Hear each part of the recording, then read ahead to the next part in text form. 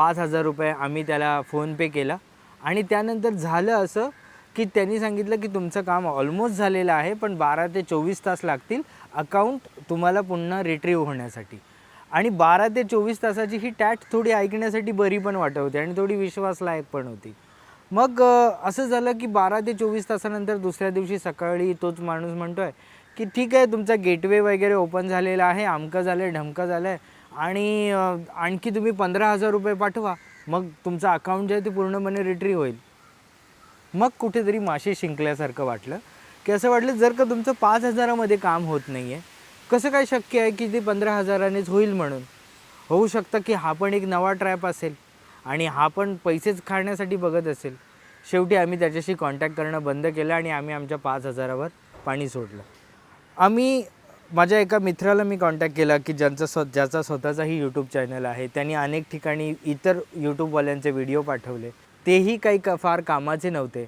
मग नंतर असं झालं की माझ्या मित्रांनीच मला आणखी सांगितलं की BKCमध्ये, मुंबईच्या BKCमध्ये Googleचं ऑफिस आहे आणि तिथं कॉन्टॅक्ट केलं तर काहीतरी होईल.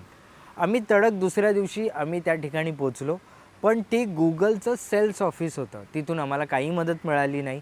इवन त्यांनी एक लीगल टीमसाठी एक ईमेल ID दिली होती, पण जे निरर्थक होतं, ज्याचं काही काम नव्हतं.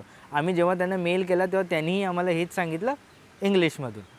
नंतर झालं असं की आम्ही अनेक ठिकाणी कॉल, अनेक ठिकाणची मदत आणि अनेक ठिकाणचे व्हिडिओ बघितल्यानंतर आम्ही Google टीमच्या ट्विटर हँडलवर गेलो आणि तिथून आम्ही आमची जी पण काही समस्या आहे ती ट्विट केली. ज्यावेळेस आम्ही ज्या क्षणाला ट्विट केलं त्याच्यानंतर Google टीमकडून जवळजवळ 13 ते 14 तासांच्या नंतर आम्हाला रिप्लाय आला आणि तोपर्यंत आम्हाला कैक इथिकल हॅकरने कॉन्टॅक्ट केला होता. आमच्याकडे तसा पर्यायही नव्हता आणि आम्हाला असं वाटत होतं की जे मार्ग येत आहेत ते बरोबरच असतील. आम्ही कैक इथिकल हॅकरला पैसे दिले. आम्ही त्यांच्याकडून काम करून घेण्याचा प्रयत्न केला, पण तसं काहीच झालं नाही.